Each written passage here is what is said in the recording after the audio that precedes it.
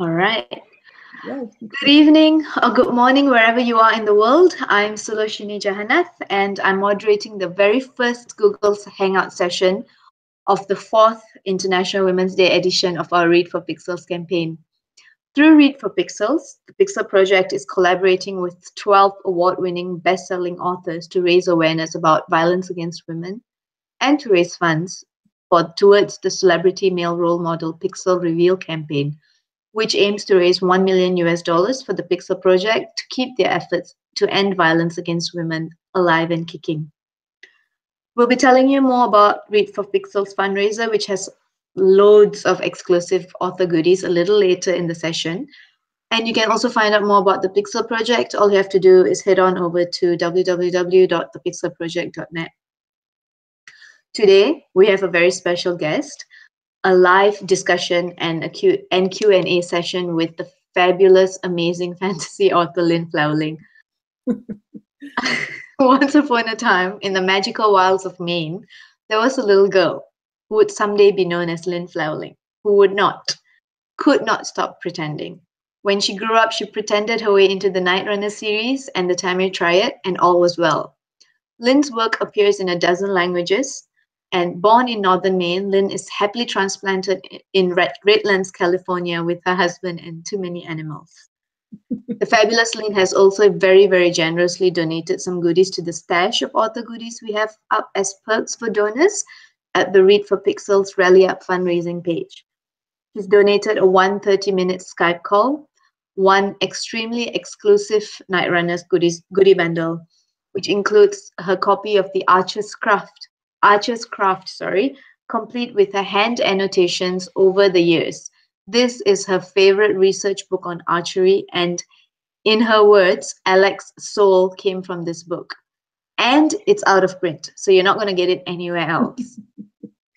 One set of the Japanese edition of Casket of Souls, loaded with some gorgeous artwork.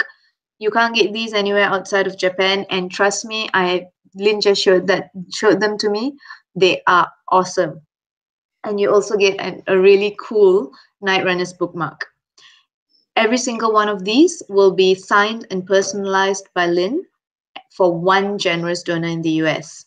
So please give generously, because all funds go towards the Pixel Project's celebrity male role model Pixel Reveal campaign to help end violence against women. And to Lynn Flewelling stuff, guys, awesome. So let me now introduce you to the woman of the hour, Lynn. We are so glad to have you today, Lynn. And I know I had about half an hour with you, all fangirling. So now I'm going to share you with the rest of the world. We currently have 14 viewers and counting, so this is going to be awesome. And I understand that you're going to be reading from the Oracle's Queen today? Yes. Oh, fantastic. So whenever you're ready, you can take it away. Okay. Okay, this is from towards the end of Oracle's Queen, and it's about an important side character named Nalia. She is an example of a woman who grew up embedded in the patriarchy and doesn't even know that she is until her world sort of crumbles around her. And I really like her, and I like this scene. So, where are we? Nalia settled by the parapet, chin resting on her hands. On the plain to the south, columns were forming in dark, shifting squares and rectangles against the moonlit grass. Watchfires burned everywhere, and she could see men passing in front of them, making the flames wink and twinkle in the distance like yellow stars. As the first light of the misty false dawn brightened in the east, Corin's guard formed up in the yard below. When Corin mounted his tall gray horse, Nalia couldn't help a sigh. He looked so handsome, so dashing. Perhaps it is only on account of the child that he's grown kinder, she thought. But I don't care. I'll bear him many children and bind his heart to me. He doesn't have to love me or think me beautiful, so long as he's kind. Without wanting to, she began to hope. Thinking that, she was surprised to hear the sound of footsteps on the stairs. She rose and stood in the balcony doorway, listening with mounting dread. She knew that light step. The wizard Niran entered and bowed to her. "Good morning, my dear. I thought I might find you awake. I wanted to say my farewells." He was dressed for travel and looked almost as he used to when he visited her in Elir. She'd yearned for his arrivals then and thrilled at the sight of him. The memory made her ill now. He looked so ordinary. And how could she ever have thought that forked beard attractive? It looked like a serpent's tongue. Her lady Tamara stirred, then rose to curtsy to him. "My lord, shall I make you some tea?" "Leave us. I want a moment with your mistress." "Stay," Nalia commanded, but Tamara went out anyway, as if she hadn't heard. Niran closed the door after her and locked it. When he turned back to Nalia, his look was appraising, and there was a thin hint of a smile on his thin lips. My, childbearing does agree with you. You have a certain glow about you now, just as those pearls your dear husband gave you. That was my suggestion, by the way. Poor Corin is a rather tragic history when it comes to getting heirs. Every care must be taken." "Is it true that all his other women miscarried monsters?" she said. "Yes, it is." "What will become of my child then? How will I protect her? Tamora said Ilir's anger blighted those other babes." "A most convenient explanation, and one I was more than happy to foster. The truth lies a bit closer to home, I'm afraid." He came to her and stroked her cheek with one gloved finger, as Nalia stood frozen with loathing. "You needn't fear for your child, Nalia. She will be perfect." He paused and then traced the birthmark that marred her chin and cheek. "Well, perhaps not perfect, but no monster." Nalia recoiled. "It was you. You blighted those other babes." "Those that needed blighting. Young girls often lose the first one without any assistance. As for those others, it was a simple matter, really." "You're the monster. Corin would burn you alive if he knew." "Perhaps, but he never shall." The man's thin smile widened maliciously. "Who would tell him? You? Please, summon him now and try." "That spell you put on me won't let me." "Yes, it's still in force. I have you quite nicely surrounded with spells, all to keep you safe, my dear. You mustn't bother him with trifles when he has so many more important things to worry about. He's quite terrified of battle, you know." "Liar." "Oh, I assure you it's true. I had no hand in that. It's just his nature. He served his purpose admirably with you, though he's always excelled at rutting." "That's why you found me and kept me hidden away all those years," Nalia murmured. "Of course." He went out onto the balcony, beckoning for her to follow. "Look out there," he said, gesturing grandly at the massed army. "That's my doing as well. An army ready to secure your husband's claim once and for all. And so they shall. His mad cousin hasn't half so many." Nalia lingered in the doorway as Niran leaned on the parapet. "Corin will win. You've seen this?" "That hardly matters now, does it?" "What do you mean?" she asked. "How could it not matter?" "It's not Corin I see in my visions, dear girl. It is the child in your womb. I misread them for a long time, and it cost me considerable effort. But now it's all come clear. The girl child I foresaw is your daughter.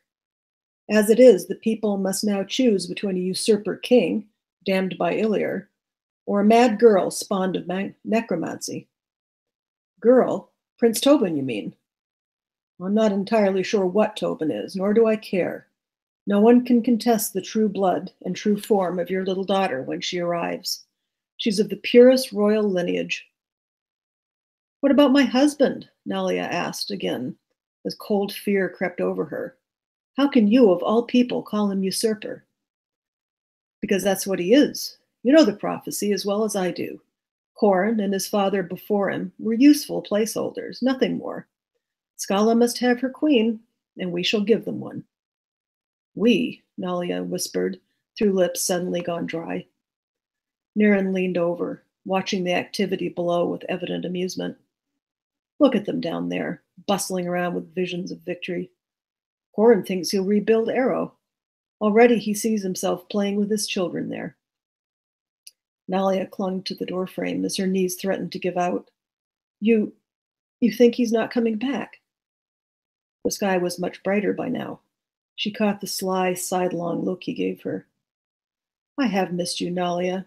Oh, I don't blame you for being angry with me, but appearances had to be maintained. Come now, you're not going to tell me you're in love with him. I know his heart, my dear. You're nothing to him but a pair of legs to lie between, a womb to fill. No! Nalia covered her ears. Oh, he flatters himself that he has a warm heart. See how he's feathered your little nest for you up here. It was more for his conscience than your comfort, I assure you. We agreed, he and I, that you had just enough spirit to try and scamper away, given the chance. So it was better to keep you safely caged up here, like your pretty birds, though he's never called you pretty. Stop it, Nala cried.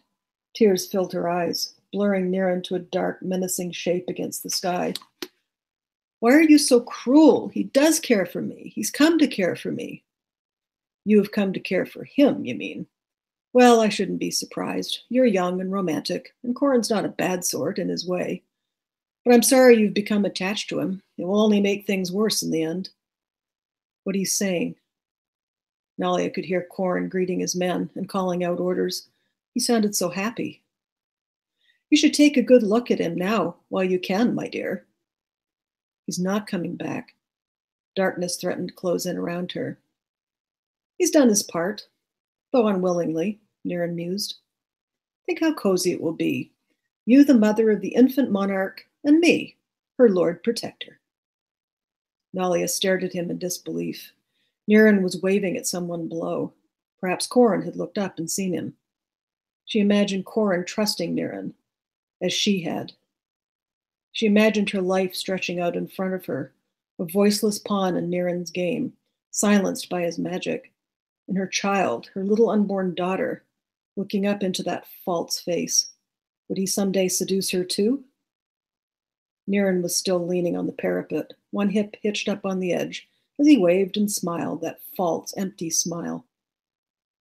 Rage too long banked flared in Nalia's wounded heart, catching on wildfire on the tinder of her pain and betrayal. It scalded away the numbing fear and drove her forward. Her hands seemed to move of their own accord as she rushed at Niren and pushed with all her might.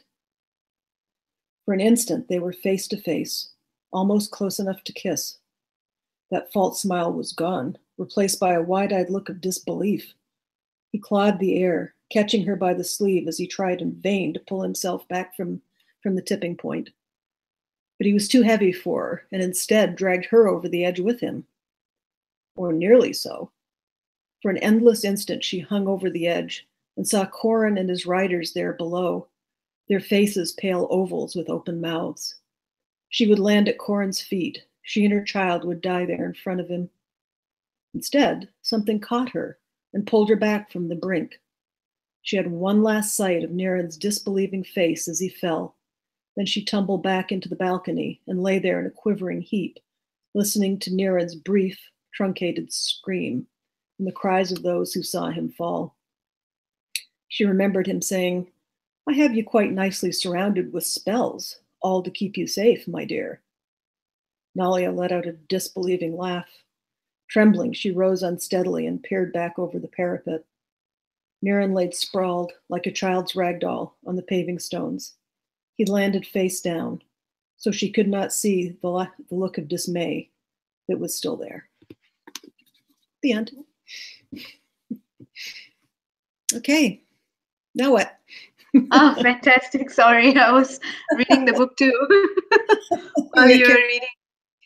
Niren's always reminded me of, the big bad wolf.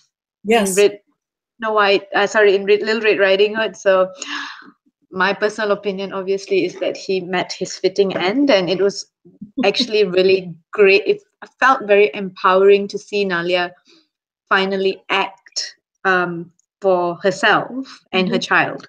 Yes. Thank you so much for that, Lynn. You just drew a beautiful picture there. And I just wanted to let you know we have 20 viewers and I'm getting many, many questions already. Yay. That's So we'll great. get to the questions you're all asking, Lynn. I'll intersperse them with some of our questions as well. And what I will start with is your books have had plenty of female protagonists and characters in leadership positions like Queen Tamir II, as well as the military leaders of Scalia, which includes Prince Clear in NIGHTRUNNERS, Mhm. the NIGHTRUNNER series. These characters are very complex, who have agency, and are also very, very human, so they're very relatable. Who and what are your inspirations for your female characters? Well, I mean, I come from a family of very strong women. Where I grew up in Maine, people live kind of close to the earth, and there are a lot of women who are victimized there, but there are a Okay. lot of women who are very strong. They work, they take care of themselves, and I was always very inspired by that, my mother included. That's wonderful. This is such a great ode to your to the women in your life. Then, Yes. my this following on from that question is, you could have gone in any number of directions when creating the matriarchy of Scala. Is there a specific reason you decided to base the leadership of Scala on warrior queens and a female-led military? Which, by the way, with the current success of Black Panther, reminds us so much of Dora Milaje of Black Panther. Yeah. Well, I mean, when I was growing up, I was like a teenager in the 70s. And here in the US, there was the Equal Rights Amendment fight, which basically said women should have the same rights and pay as men. This was in the 1970s. We're still fighting that We're battle. still fighting. I was just going to say that. Yeah. The same thing we're still doing. And so women in the military was another big issue at that point. Right. And like I said, with strong women, you know, if that is your choice to do, then you should be able to do it. And I mean, so much fantasy is just overwhelmed by his, you know, divine right male hierarchies. Yeah. And like the norm, that's the norm in fantasy. And I thought, well, you know, let's not do the norm. Let's give a good example to young girls and boys that it doesn't have to be that way. That's fantastic. And they're flawed. Yes. And that was actually going to be my next question. Your stories feature strong but flawed female characters in a wide variety of roles across the Scalan society, and that's not exclusive of the queens, the military, politicians, or the wizards. You know, every single strong female character you have is flawed in their own way.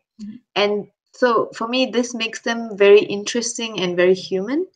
So my question is, when creating and writing female characters, have you ever felt pressured by gender and cultural stereotypes to make them likable or relatable? And have you ever got any flack for not making a female character likable enough? No, actually I haven't. And I apply the same standard to creating women as I do to men, that we're human beings, we are by nature flawed. And that's kind of often what makes us interesting. Is not perfect characters are not very interesting. Yes, that's true. I mean, it'll be boring, wouldn't it? Yeah. Like I told you before, Lynn, I personally absolutely adore your portrayal of Tamir in the books. She's faced so much adversity in her life, and yet she's grown and matured into a strong young queen that your readers can relate to. I mean, it would have been so easy for her to go the way of Corin, or completely the way her life has been as a child. It could have been so easy for her to grow up to be a completely different person than who she actually became. And so I particularly love how you created a character that struggles with the identity that pretty much all her life, and one that many readers, especially I feel that the LGBTQIA branch of your readers, can understand. What was your inspiration for Tamir? Well, I'll try to keep it short. It's a long story. Okay. When I was growing up, my father didn't have any sons. And so I was the designated son until I was Right. about and started turning into a girl. But that gave me a perspective of how you can do anything. You Yeah. know, if you put your mind to it. I hunted, I fished, I mean, that's where Alec and Sarah go spend so much time in the woods. That was how I grew up. And Okay. so she's based somewhat on my struggle with who should I be? The should. That's always the dangerous word. You know, I feel like this, but I'm being told I should be like this. And that's always been a struggle. And it's a struggle for so many people. Yeah. And that's, I think you've just kind of captured that perfectly, because I think it's not just our brothers and sisters in the LGBTQIA community that have that struggle. All of us at some point or other grow up and wonder who we are as opposed to who we should be, because we think we should be this specific individual that our parents or society wants us to be, but it might not necessarily be who we are inside. So Yeah. I think that just your portrayal of Tamara and how you've captured her struggles, and the thing is, even when she becomes queen, she still struggles with a lot of things, you know, like, why are you putting me in a dress? I'm not comfortable in a dress, you know, like, you want me to act like a girl? How am I supposed to act like a girl? You know, so it's just okay, I'm fangirling again, but yeah, that was just wonderful how you've captured that. Now, what I'm going to do is I'm going to go to some questions, because we've got a load of questions from this from your viewers. But before that, can I please request you to show some of the goodies that you're giving away? Yes, yes. Well, we start Thank you. small. We get this beautiful Casket of Souls bookmark. Oh, And you know, so gorgeous. I get so many questions about this because they say, is that Serigal? And I say, no, it's not. You have to read the book. Yes. So, and then we have the Japanese edition of Casket of Souls. Oh. And they are not manga, but they are Japanese, I think they're called Tenbuken or something. Tenbuken. Okay. Yeah. And so they have the cover art, and then there's art on the back, and beautiful little art on the inside here, the maps and so forth. It's the same maps as in the English books, but with Japanese text. Oh, that's gorgeous. And then you've got Japanese. Wow, this is so beautiful. And guys, this is not available anywhere outside of Japan, okay? No, not. And I also have a correction. The goodies are available to donors worldwide, not just in the US. So friends in Europe and Africa and Asia and Australia, please feel free to Then there's the Archer's Craft. This is the book that I used to create a lot of things about Alec, including, let me find it here. You'd think I would use a bookmark. This is Alec's Black Radley bow. Oh, beautiful. Look at that. Yep. That's amazing. And look, it's got Lynn's handwritten notes on there too. Oh, and don't judge me, but I do dog ear. Don't judge me. It's a bit hard to judge you. But everything you would want to know about archery and building bows and bowstrings and arrowheads, it's all in here. It's a fantastic book. Came out. It's amazing. And it's out of print if I'm right. There you go. Out of print, only in Japan. Yep. You know, come on, guys. This is not something you can just walk into any bookstore and get anymore. Yeah. Right. So we've got tons of questions. So I'm going to maybe do three or four of the questions from the viewers or your fans before going back to our questions, and then I'll come back to the viewers' questions, if that's okay. Mm-hmm. Yes. All right. So the first question you've got is from Rowan Rose. She says, reading the books, there was something about Serigal that made me feel as if he was genderqueer. So my question for Lynn is Serigal actually 100% cis, or is he indeed genderqueer? Sorry, my pronunciation's out today. No, I think he's actually cis. But he's cis, yeah. Yeah, I think he considers himself to be male, but he's very fluid in his desires and in his, not so much his identity, but his orientation. Yeah, okay. Rowan, I hope that answers your question. So my next question is from Rachel F. What do local SoCal fans have to do to get Lynn to appear at a local independent bookstore? I'd love to be like a street team, showcase her stuff, and of course, meet book signing. Invite me. That's it. Invite Lynn. And you know what, Rachel, Lynn has been so fantastic in her communication with us that she's going to respond to you if you do send an invite. So there you go. You can feed me, but other than that, I'll just show up. Feed her. Come on. You want her to come on, at least give her something to eat, yeah? The next question is from Kate Wiesel. I hope I've pronounced that right. My question is, any chance of hearing more from Alec and Sergil in the future? Oh, that's the question, isn't it? I get asked that a lot. Not at this time. Not at this time. It was very wrenching to end that series. It was very difficult, but I felt it was time. Okay. And it's very hard for some authors, I feel certain authors, to say goodbye to the characters. Mm-hmm. But terribly hard. Yeah, even when I ended the Tamir books, at the end, when I was writing the last words of Oracle's Queen, I was crying at my computer. Yeah, I'm still waiting for another book from there, by the way. Yeah. I know it's probably not going to happen, but just there's always that hope in the back of your head that there's going to be a special book coming out. Yeah. Well, I mean, who knows? Fingers crossed. Message for Lynn from Jordan King. Just want to say that the NIGHTRUNNER series helped me move from a brainwashed conservative to an openly pan person, trying to accept everyone for who they are. It means a lot that I could grow up reading it. Oh, there we are. Thank you so much for sharing that. That means the world to me. It really does. I'm so pleased that it helped you on that path. So that's the best. That's just the best. We have another message, which is quite fun. Message for Lynn from Sarah Kalafova. Please rely to Lynn that I named my black cat Tamir. Oh, that's great.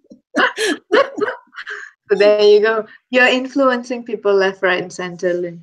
I have people who have actually tattooed my characters and the sayings on their skin.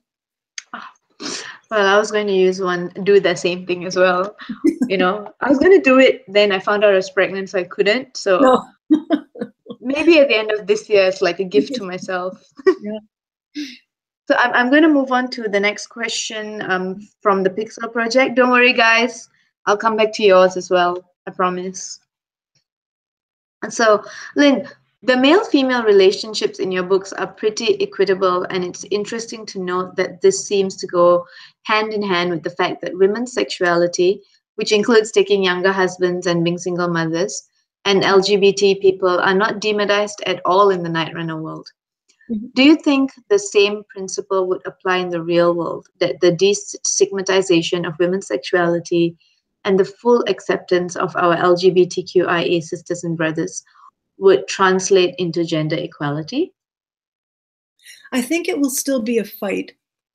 Those with power don't want to relinquish that power. They may recognize you as an equal, but they still want all the toys.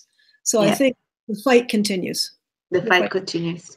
But I think gender equity would go a long way to helping with that. But I think for women to be treated as equals would mean there was an evolution of consciousness going on in the patriarchy. And so, that change has to start there. Yeah. Thank you. And the next question is, in your books and stories, you've always made it clear that consent is vital in relationships and it isn't a death knell to romance. However, the line between consent and coercion isn't always very clear, especially in fantasy books, whether it's epic fantasy, urban fantasy, or paranormal romance. Do you think this is an issue that writers in the genre have started tackling successfully in recent years? I hope so.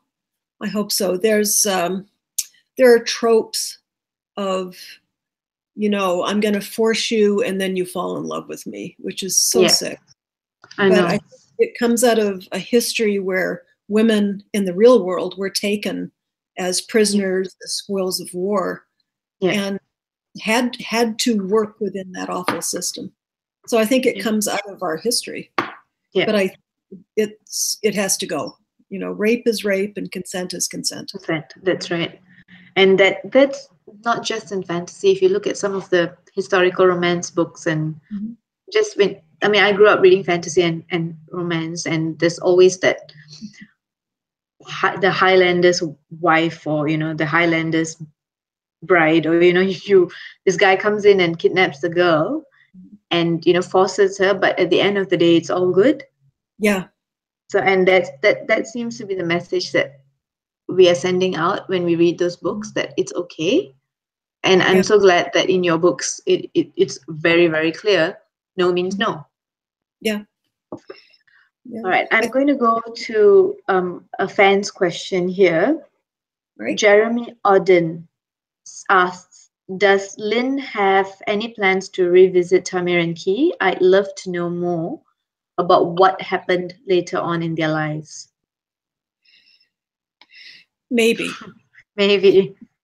Let's playing that one very close to her chest, guys. we can always hope, so fingers crossed.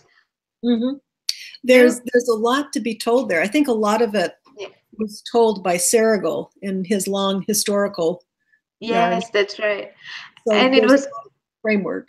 Yeah, it was quite interesting to read that in the NIGHTRUNNER series, because obviously my first introduction to your work was the Tamir Triad. And then I went to the NIGHTRUNNER series. So I was like, oh, so this is what's been happening since then. But I echo Jeremy's wish as well. Jordan King, the second question, wants to know, just curious, what's her favorite color? I'm assuming she means you, Lynn.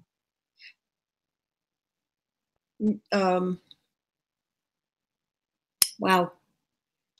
I like rich, saturated colors.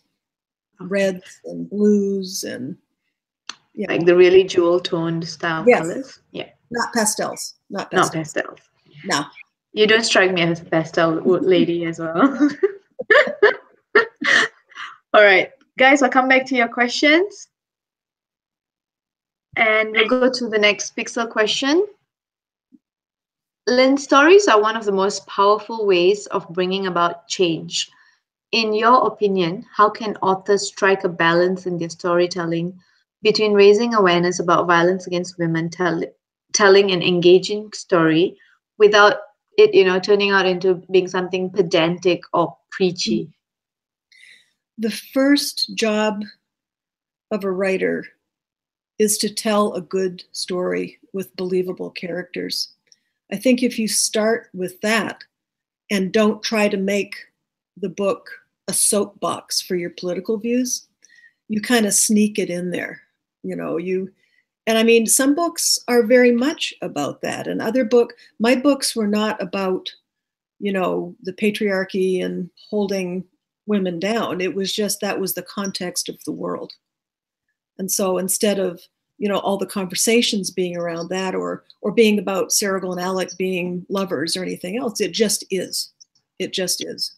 And I think, especially in fantasy, we can create a world where our beliefs can be manifest in the societies that we create. And from that, readers go, oh, I guess that is possible. That we deliver the ideas in a very palatable fashion. Yeah. Oh, that would be lovely, wouldn't it? Yes. To have that, look at it and believe it and go, if I can read about it, I can live it, Well, I've gotten a lot of mail, especially from gay readers, who said they used my books to come out to their families. And like their families would read the books and say, oh, I guess this isn't so horrible. Or it helped them realize who they were. And I never thought the stories would have that kind of power. Yeah, I'm it's delighted. amazing. Yeah. It would be a certain kind of, a special kind of flattery, I would think, for you, in the sense of, I know that my work has influenced, my stories has had such an impact on these lives. Mm-hmm. Yeah, it's amazing, Okay. you know, and unexpected. Oh, it's amazing. I think it's just great. Yeah, thank you. Um, so my next question, just following up from that, I've got a few bits of questions following up from that main one. Okay. How do you think stories that explore the theme that women can be empowered persons in their own right and men should respect women can help to stop violence against women? Well, I think that goes to the male reader, where if you deliver the story in a way that they can digest, maybe, if that's the best way I can put it, it inspires the young women to say, no, I'm not going to take that. I don't need to take that. And then the male readers go, wow, this strong female is really appealing.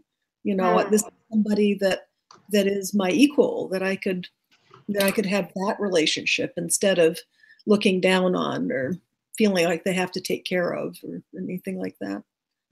Yeah. I'm in a marriage very much of equals. Yeah. And it's hard for me to imagine what it would be like not. Not exactly.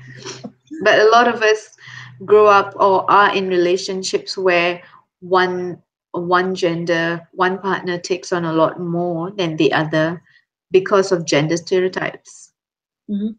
And it's always refreshing, I feel, to hear about relationships like yours where you are in a marriage of equals, a Mm-hmm. partnership of equals, Yeah. because it's in its word itself, isn't it? It's a partnership, Mm-hmm. not a master slave or boss superior Yeah. staff relationship. Or weak and strong, you know. Yeah, that's right. Yeah. Okay, so like any other genre, fantasy has its share of female stereotypes and tropes. Mm-hmm. How do you break stereotypes in fantasy to create distinctive female characters with agency?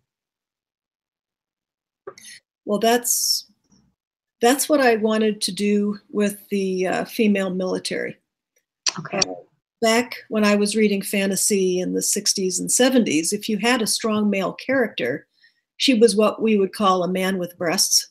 It was basically a male character Yeah. who had been put in a woman's body and acted like a man. You know, you couldn't be a tough woman unless you were really a man. Yeah. And so I wanted to break through that trope and say, no, these are real human beings and they have their own ways of doing things. They have their own ways that they handle things. You know, it's like I had to deal with birth control for the women. So. That's true. Yes, and that's something you had to deal with, exactly, because not many people, I mean, not many fantasy books talk actually are quite open about that. In you know, it's all hidden, and birth control is something every woman needs Yeah. at a certain point in her life. So Yeah. um, Yeah. And also they're entering a war against a very misogynistic culture yes, who rapes their prisoners. And yep, so that's something that the women have to be prepared for. I mean, it's that's right. horrifying. Yes, You know, as a soldier, you have to have that as part of your equipment. yes. The things women have to do, huh? I know. Be pragmatic. Yeah, and that's another thing. We are very practical people. Yes, have to be. Have to be. Do you think it's important for influential authors such as yourself, who are read all over the world, to make a conscious effort to include characters in your stories that show readers the importance of respecting women as equals and as human beings? I think, as a writer, I want to say that writers write the stories that they are driven to write. And I Yeah. think the writing, the types of characters you do comes out of the author. You know, to say that every writer has to meet these guidelines, it would be a lot of very boring books. Yeah. If every woman was a kick-ass woman, then, you know, you've Yeah. got no conflict in there. Yeah. I mean, I think books that deal with downtrodden, I mean, if you look at something like The Color Purple, that Yeah. one book, I think it was Alice Walker, her women are beaten down, but they survive. And they're real. That's a real story. Not every woman is, you know, the Queen of Scala. And so I think seeing the books where women go through these awful things and yet find ways to survive are extremely powerful. Yeah. Because that's, I mean, I'm writing fantasy, but the real life of women all over the world is just trying to survive. Yeah.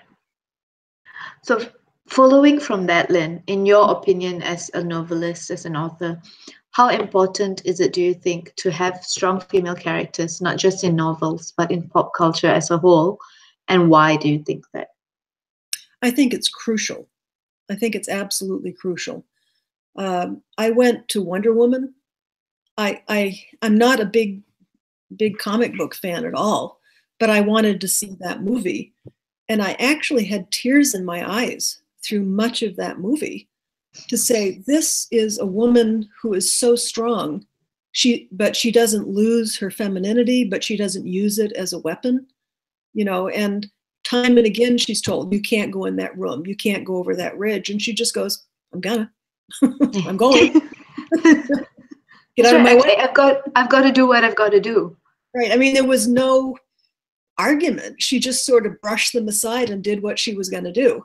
And I just was so thrilled to see a woman portrayed that way. Me too.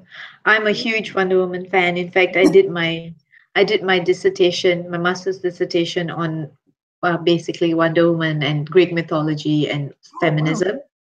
Wow. And I was very, very apprehensive when they were making the movie because it's like, please, please don't screw this up. Yeah. And I ended up watching it in cinema 3 times. So like, yes, finally, you know. Well, the first movie that had that effect on me was Alien, with the character of Ripley. Yes, for my fantastic again. For my generation as a young woman, that was my first real female action hero. And I I've watched the movie again recently, and it still plays for me. Yeah. You know, she was tough. She had to be tough, and she was tough. Exactly. And I agree with you. I think for me as well, Ripley was the first female hero for me, simply because she wasn't trying to be something that she wasn't. She did what she had to do to survive. But Sigourney Weaver did it with such grace and strength. It was amazing. I mean, like, I wanted to be Ripley when I grew up. I mean, I didn't want an alien coming out of my chest, but you know, I really wanted to be Ripley when I grew up. Yeah. When I watched the movie again recently, I'd forgotten how many times she is portrayed as being terrified. And you know, I think Micah Cavish in the NIGHTRUNNER books defines bravery as being scared but doing it anyway. That's right. And you know what? I've used that line a few times from your book to some of my friends and women who I know who are scared. And I say, well, look, you're brave because you're going to do it anyway because you're scared, you know, but you are going to go ahead and do it because it's something you need to do. And so thank you for that, Lynn. You're welcome. We're going to move on to a few more questions from the... Wow, that's a lot of questions, okay, from your fans. Yeah, okay. So Sarah Calafoa says, what brings inspiration to Lynn? I find it the hardest part about writing. Where do I find my inspiration? Yeah, she says that she finds that as the hardest part about writing, getting the inspiration. Sometimes you can't wait for inspiration. If you really want to write, you sit down and you write. And it may be garbage, but at least you wrote it. And out of that garbage comes something better. So if you're the type of writer that thinks, oh, you know, once I'm inspired by my muse, then I will go do something, you're never going to get anything done. It's hard work. It's wonderful and it's glorious, but it's hard. It's work. It's work. So you have to treat it that way. Yeah. I think that makes so much sense. Mm-hmm. Rowan Rose has another question. She says, I saw a headcanon once where someone said that they viewed the Fae as East Asian. I'm wondering what Lynn thinks of that, and if there are any other races that can be read as POC in the books. I have no objection to that.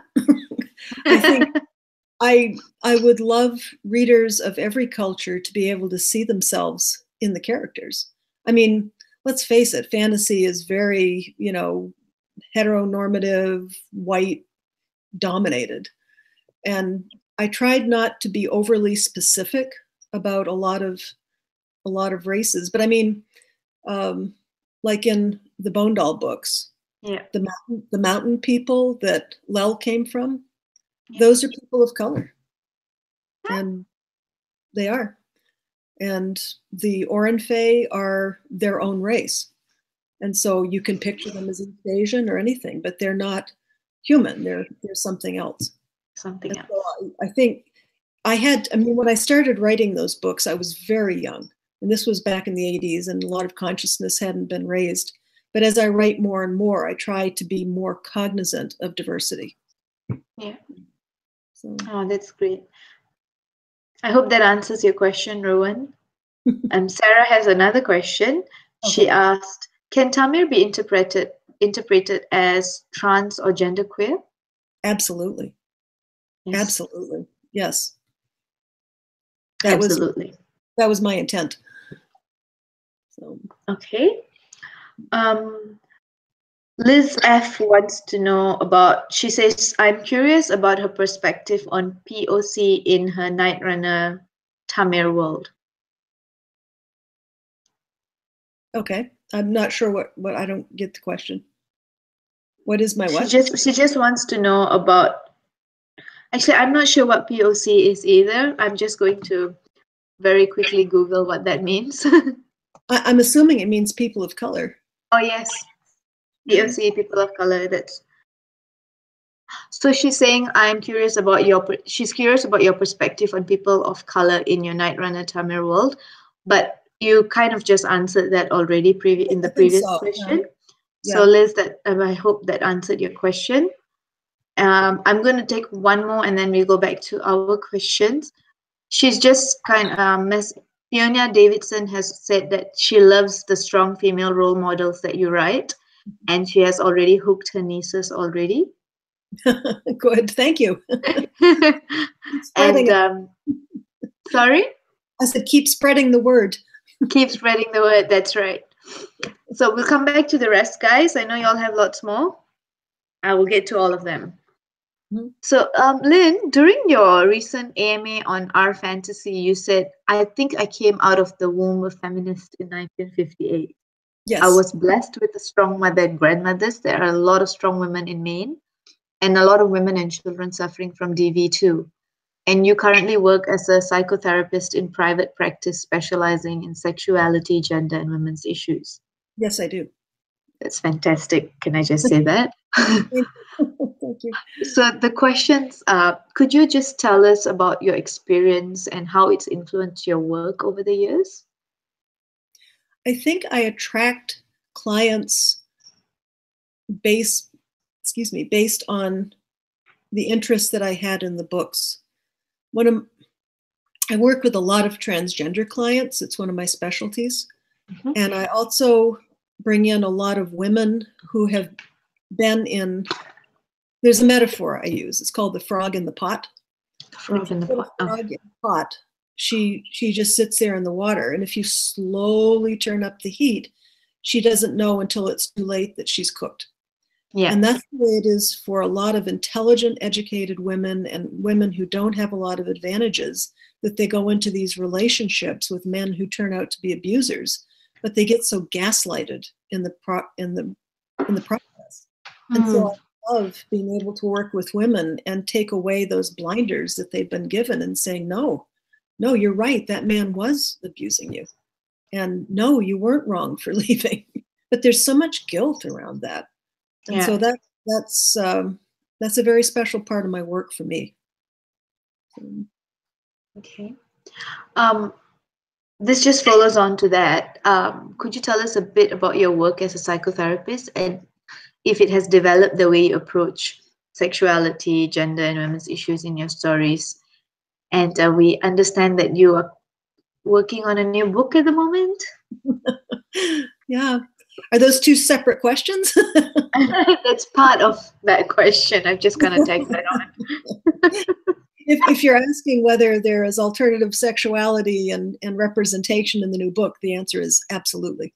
Okay. There you go. And I thought I was being really clever too. Yeah, you're being very sly, sneaking that in. But no, I think my life has been this sort of weird, unintentional progression. Okay. Being a fantasy writer with the beliefs I have, being a Buddhist with the beliefs that I have, all comes together into my work as a therapist, where I am open-minded. I help people find their own truth, and I work from a perspective of non-attachment to outcome. So. That's wonderful. Every answer you're giving me is just making me want to fangirl so much more. So I just my address. I will take you up on that after Right. this, once we go offline. I'm just going to go back to some questions here because I'm just getting a lot. So I thought I should get you to answer some of this. So Paulette Zuniga says, "Hi Lynn, I want to ask you about a gender-neutral way to say Tali Talia on Twitter, and it meant so much to me that you replied back then. Oh, yeah. Do you have any more input about the way Arunfe language reflects their perception on gender?" No. No? Sorry. I don't. Sorry, Paulette. Sorry, I can't be any more. I can't be more detailed about that. But the language. I mean, I conceived the language a long time ago, and it is fairly binary. But there are some words that can be used interchangeably. Yeah. But the language that I based Ornfe on is ancient Greek, and which is very. I can't remember the name of it. There's lots of endings that mean different things. That means different things. Okay. Yes. Going back to Rachel F, who asked you what they have to do to get you to come and do some book signings. Oh, yes, she has said that I will feed you. So yay. No Mexican. No Mexican food. Mexican food. No Mexican food? No, I can't eat Mexican food. I live in Southern California and I cannot eat Mexican food. Okay, anything else but Mexican food?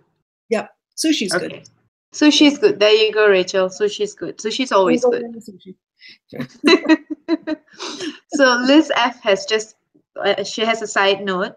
She says, as someone who struggled with being happy as a female, Tamir's struggle to adjust and her frustration to accept her transition was very relatable. She really appreciates the depiction. Thank you. Thank you. It was my struggle too. Okay. Yes, as you were saying, you know, you were the pseudo son for your father. Yes. So it was a little hard. Sarah Calafoa wants to know if there is a place where we as fans can contact you. You can always email me. My email is my name, lynn.flewelling @gmail.com. That's really easy, guys. It's, you know, it's just her name dot in between and gmail.com. So just don't bombard her with too many emails right away, because then she might go, oh my God, this is too much for me. So take it slow. I love hearing from readers. Oh, fantastic. Another one from Rowan Rose, and then we'll go back to some Pixel questions and we'll come back to the rest of these. Okay. Rowan just says, thank you, Lynn, for all the time that you have dedicated to the characters and for sharing them with us. You're welcome. And my next question for you is,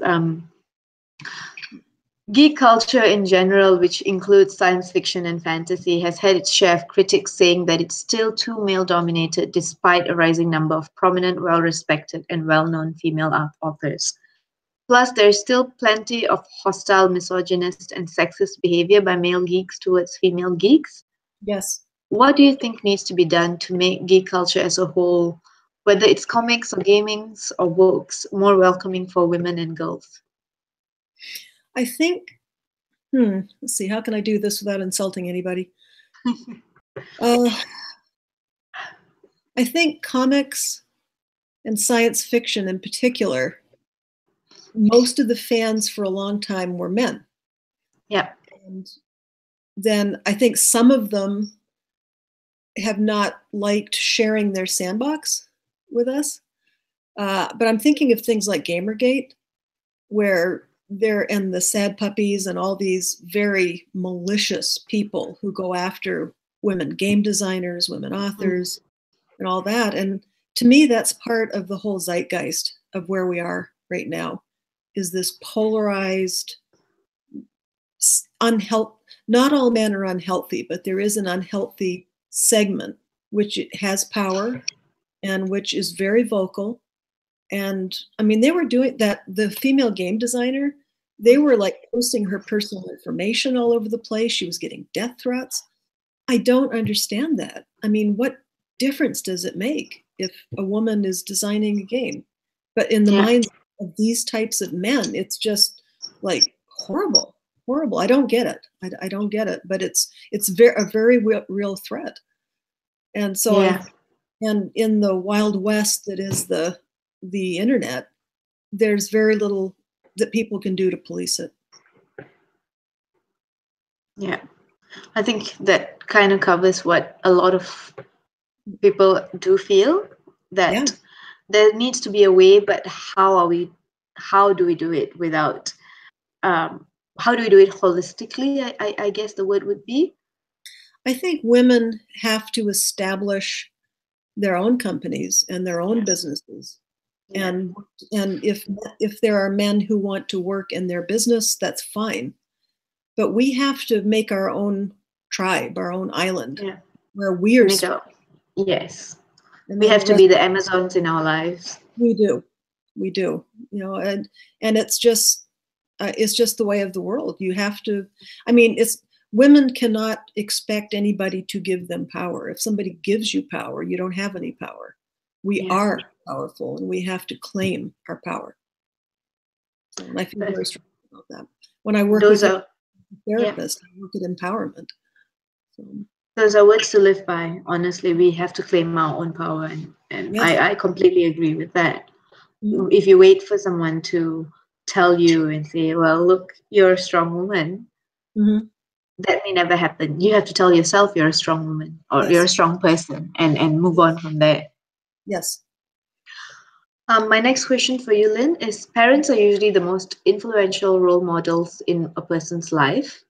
As a mom of 2 sons, what do you think parents can do to help prevent violence against women and girls in future generations, and to get boys involved in helping to do so? The majority of men who beat women saw their father beating their mother. So we have to break the cycle of violence so that the children are not learning that as the norm. You know, young boys come out thinking it's okay to punch the wife, and girls come out thinking, well, I mean, it must be okay because my father beat my mother and therefore it's normal. And so we have to break those cycles. And as therapists, as writers, we need to go out and say, this isn't normal, this isn't right, and we're going to help you. I mean, women who are in abusive marriages, people look at them, they're weak, but they're surviving. And nobody knows better than they how dangerous it is to leave. The worst advice you can give an abused woman is, oh, get out of there, because that's when abusers are the most likely to kill you. So you have to prepare. It's a very lengthy, detailed process to prepare to leave. Yeah. And just following up from that, Lynn, you know, even as a child, if a boy bullies you or or, you know, pulls your hair, and you tell your teacher or you tell your parents, what as a girl you're told is, oh, he likes you. That's why Yes. he's doing Yeah. it. And so from that sort of shaping, and when this same girl becomes an adult woman, why do you then say, well, what's wrong with you? Why are you staying? Right. Because you have conditioned her to think that, well, when he treats me bad, it means he loves me. Right. Right. And so, like you said, we've got to break that cycle. When a boy pulls your hair in school, teachers should not say it's because he likes you. Parents should not say it's because he likes you. They pull the boy aside and say, you can't do that. That's wrong. Yeah, but I think it does have to start with the parents. Yeah, of course. You know, I have 2 sons, and my husband and I set an example of male-female interaction, but I also told them many times what I expected of them as men in the world. I made it very clear. We had conversations. It wasn't anything I just thought, oh, well, they'll be okay. You have to teach them. And the saddest thing is that so many mothers are so embedded in the destructive cycle that they think it's normal, and they pass that on to their children. And so the women, the grown women, have to be educated and empowered and saved. Yeah. And that's again, it comes back to educating the rest of the world as well, the rest of society as well. Just because she's an educated woman doesn't mean that she's not being victimized in this situation. That's right. She's not just a victim, she's also surviving. She is a survivor at the end of the day, because every day that she's surviving whatever's happening to her, domestic violence, she's surviving. So don't just say, why doesn't she get out? There's plenty of reasons why she's staying. Help her work through that, and don't be those people that goes, oh, well, you know, she's an adult, she should be able to walk out whenever she wants. It's the situation's a lot more confusing and complex than that. Yes. So I'm just going to do a time check, Lynn.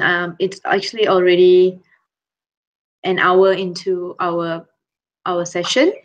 I know previously we talked and you're okay to stay a bit longer. Oh, yes. So maybe what I'll do, I'll just finish off all these questions, and then I have one last question for you. And one thing. We've forgotten something. Lucky. Oh my God, yes. Look at him. I'll He's go get just him. Yes. Hey, you.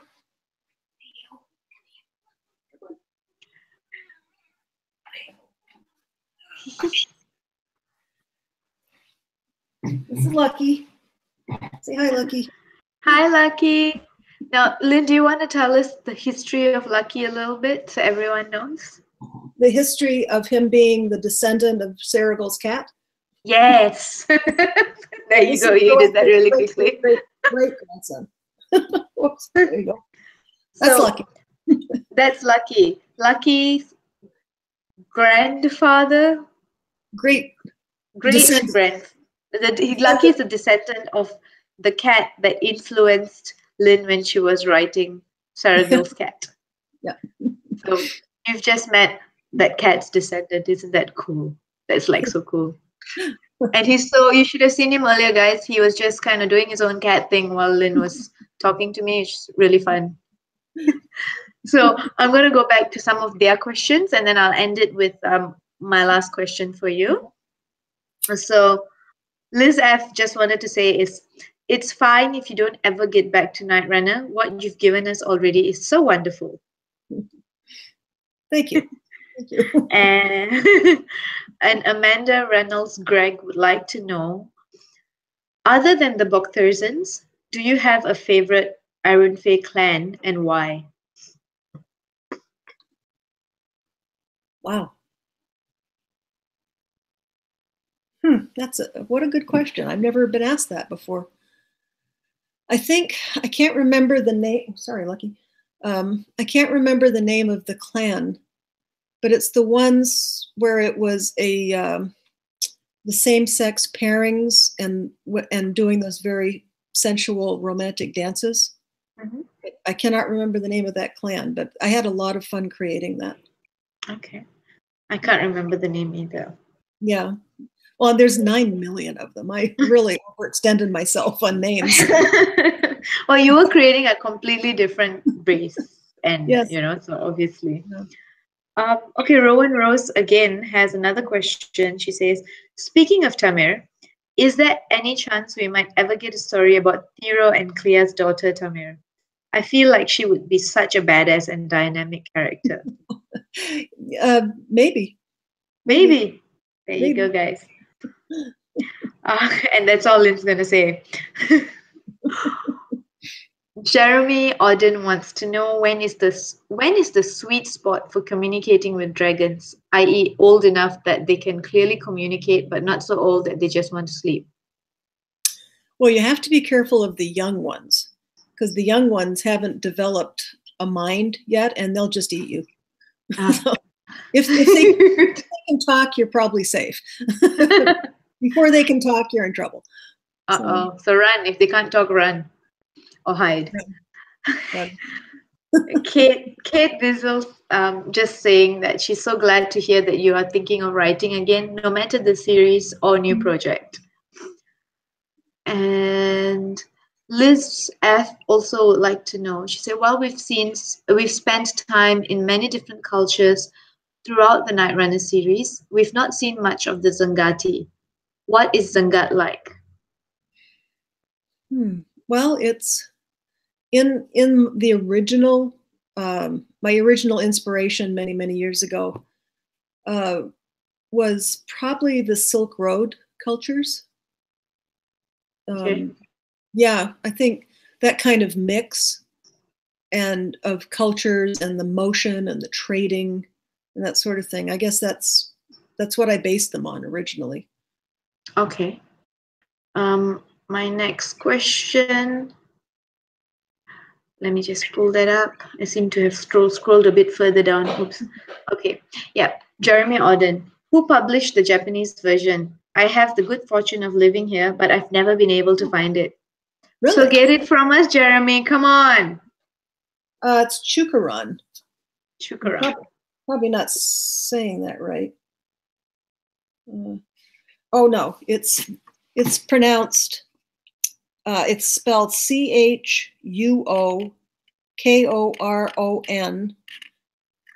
hyphen Shinsa. Okay. Shukaran Sinza. I Yes. think, let me see if we can just type that out in there. Okay. Oh, Jordan King has already donated 1,500 for the rare book bundle. Oh, thank you so much. Thank you, Jordan. That's wonderful. We appreciate it so much. And Lynn, it's amazing. We're not even done with the hangout yet. I am so pleased. Thank you very much on behalf of the project and me. Yes, on behalf of the project too. And Lynn, thank you for donating the bundle. And thank you again, Jordan. That's amazing that you did that. Very amazing. Thank you so much. Rachel F says, I am still in dire need to learn more about the dragons and how they are connected to the Tyangil, who lived so long it is worth maybe exploring more of them. Nudge, nudge. Your fans are a sly bunch. They are. No, the dragons were great fun to work with. And dragons are such a cliche, and I just had to try to figure out a way to continue to make them interesting. Oh. Okay. Oh, there you go, Lucky. He's busy doing his cat things. Yes. Rowan Rose has another question. She says, thank you so much. Oh, it's not a question so much, it's just a statement. Thank you so much again. You're right in that fantasy is a cis, straight, white, able-bodied, etc. dominated genre. And reading books such as the Night Runner series was so beautiful and life-changing. Well, thank you. Thank you very much. Means I'm doing my job. And Amanda Reynolds Gregg asks, do you think there was anything about Maine that found its way into the book? Specific places or people, traditions? She happens to be a Mainer herself. Oh my gosh. Yes. Alec is from Maine. I mean, where he grew up is Maine. There you go. You know, the forests that they ride through and the way the trees look and everything is right out of my experience as a kid in the Maine woods. So yes, Okay. absolutely. Absolutely. All right. Yes. Jordan King, who very, very, very generously donated 1,500 to get the rare book bundle. She asks if you have ever faced harassment for your work. Yes, I have. Not in a major life-threatening way, but I have gotten some nasty mail. But I've got to tell you my favorite one, my absolute favorite hate mail. This person sent me an 8-page, handwritten, double-sided explanation of why, I think the quote was, why I'm destroying the fabric of the American family. Oh my God. And he had references, and I mean, it was amazing. But you know what the return address was? The Florida State Penitentiary. So this guy's in jail telling me that I'm destroying America. Oh my God. So I treasure that one. Wow. Wow. Yep. That's amazing. Yep. Well, obviously this guy has a lot of time on his hands because, very much so. He'd have to. He's in jail. So, got nothing else to do but send those kind of letters. But I will look at it in a positive, Lynn. The fact that you're getting hate mail means you have arrived. Well, I mean, I've gotten very little. Seriously, I've gotten much more positive mail with the types of comments we've heard here tonight. I have just a tremendously open-hearted, open-minded fan base that I treasure. Yeah. Okay. That's, I think, like you said, now you take the positive with the negative, and just how you react with what you get is basically how you're going to do it.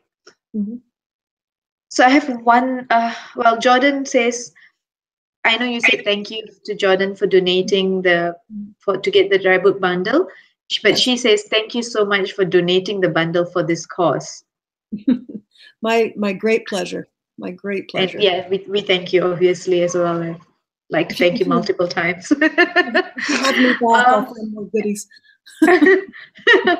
Darla Graham has a question, has a statement. She says, even the men who do want to share often don't realize how off-putting they can be about women. Brosie the Riveter is my favorite example of this. I don't think I've seen that. Well, I'm going to Google that up and maybe I'll send that to you when I can find it. Sarah Calafoa also said she wants to thank you for changing her world. Oh, thank you. You're welcome. Thank you, and you're welcome. I'm just going to check and see if there are any more questions, guys. I'm going to close up otherwise. Let me just see. Oh, Rowan Rose and Amanda Reynolds. Rowan Rose says, a question for Lynn. What do you use for the Planimarans naming conventions? Their surname seems rather varied. Did you use a real-world analog? I was inspired by Russian, but but they're not Russian. That's for each of the countries. I sort of tried to picture a real-world place and draw inspiration, just so that there would be variety in the different parts of the world. Okay. All right. All right. Jeremy Auden has said, I just want to let Lynn know that as someone who grew up loving Harry Potter, discovering Lynn's writing knocked JK right off my favorite writer pedestal. Wow. That is high praise indeed. And yes, and you're getting like so many. You should go and check out the YouTube page after this, Lynn. The comments. Rowan Rose says, we treasure you too, Lynn. I can hear my daughter crying in the background. Hilda Davidson says, thank you for an awesome Saturday afternoon. Amanda Reynolds Gregg says, thanks so much. And we treasure you too, Lynn, from Rowan Rose. And and Darla Graham says, I'm a girl mechanic in the military. I know how it goes for being different. Yep. Yeah. Thanks so much, guys, for all your questions. I'm going to one more question for Lynn before we end the session. Lynn, you've been so incredibly supportive of our Read for Pixels campaign and our anti-violence against women work as a whole. Why do you support the cause to end violence against women, and what do you think authors can do to help with the cultural change that is needed to eradicate violence against women and girls? Well, I mean, the answer to your first question is how can we not? How can we not work to alleviate suffering? And so that, I guess that's my answer to that.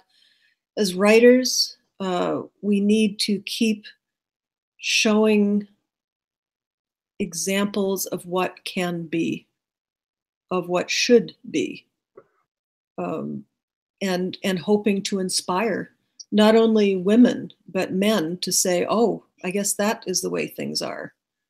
So yeah. Thank you for that, Lynn. This has been such a fun session. You've been fantastic. We're just going to do a bit of a wrap up, guys.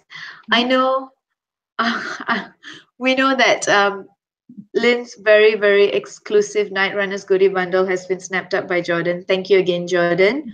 But Lynn still has donated a 30-minute Skype call. So if anyone's interested in that, you are more than welcome to head on over to our Rally Up page. I will give you all the link in a bit.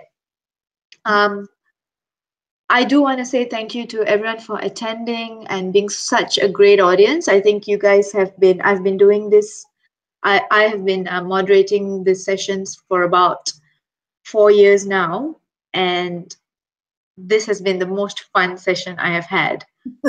And largely in thanks to Lynn, but also largely in thanks to the wonderful comments and questions you guys have been giving. I'm now going to share this slide where you can actually go up and go to the Rally Up page to get your goodies, to donate for this goodie. Can everyone see that? Lynn, can you see that? Yes, I can. Yes, you can. All right. So you can donate for goodies via Rally Up, which is at http://is.gd/r4p Rally Up IWD 2018. You can also find out more about Read for Pixels at http://is.gd/read for pixels. Now, Lynn is one of our fantastic authors. We also have plenty more author goodies available from authors including Lee Bardugo, Beth Cato, Karen Rose, Elliot Debudard, Kendara Blake, sorry, I think my pronunciation is out today, Jacqueline Carey, and a lot more. And every week we're going to be releasing new goodies as the campaign gets underway. So please give generously to help us reach it. All funds go towards the Pixar Project's Celebrity Male Role Model Reveal campaign to help end violence against women. And to find out more about violence against women and what you can do about it, visit the Pixar Project's website at www.thepixelproject.net. And once again, to find out more about the Celebrity Male Role Model Pixar Reveal campaign, please visit http://revealthepixelproject.net to learn more about it. And we appreciate all the donations, and we encourage you to donate generously to encourage us to reveal pixels and raise the $1 million we are aiming for the cause. Lynn, thank you again for such a wonderful session. You're welcome. It was a pleasure. We are so blessed to have such supportive authors like yourself to support us. And this has been, like I said, this has been one of the best sessions I've had. Oh, and to the rest of you, thank you so much. And if it's a good day, have a good day. And if it's a good night, have a good night. And if it's in the middle of the night where you guys have woken up to attend this session, you guys rock. So have a good night, have a good day, and bye, guys.